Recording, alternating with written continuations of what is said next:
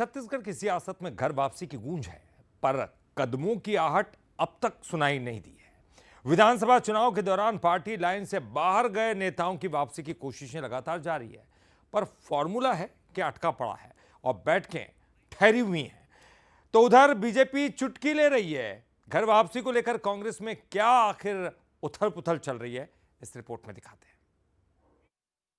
छत्तीसगढ़ में घर वापसी की बाट जो रहे कांग्रेस नेताओं का इंतजार खत्म होने का नाम नहीं ले रहा। विधानसभा चुनाव के दौरान हुई आपसी खींचतान के बाद पार्टी ने कई नेताओं को बाहर का रास्ता दिखा दिया था। वहीं पार्टी विरोधी गतिविधियों में शामिल कई नेता पार्टी से निष्कासित कर दिए गए थे। कांग्रेस ने पार्टी में वापसी का रास्ता तो खोल दिया, पर मामला अब भी लटका हुआ है। कांग्रेस में घर वापसी का लंबा हुआ इंतजार, कई पूर्व विधायकों की नहीं हुई वापसी।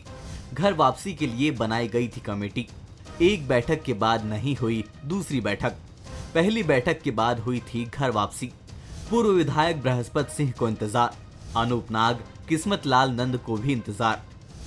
जेसीसीजे के विलय का मसला भी अटका, मई के आखिर में हो सकती है कमेटी की बैठक। अभी भी कई नेता पार्टी में वापसी की राह ताक रहे हैं। हालांकि पीसीसी चीफ जल्द ही इसे लेकर बैठक होने की बात कह रहे हैं। तो निश्चित रूप से बहुत सारे आवेदन अभी हमारे पास पेंडिंग है। कोई नगरीय निकाय चुनाव जीत के आए हैं और कोई पार्षद, कोई नगर पालिका में इसी तरह के बहुत सारे आवेदन हैं। जब हम लोग थोड़ा सा भी वक्त निकाल कर हो सके इस महीने के अंत में या इस महीने के बाद फिर हम लोग का कमेटी बैठेगी। जब हमारी कमेटी बैठेगी तो निश्चित रूप से जितने भी आवेदन है उस पर फिर से हम लोग परीक्षण करेंगे। इधर कांग्रेस में घर वापसी को लेकर बीजेपी तंज कसते नजर आ रही है।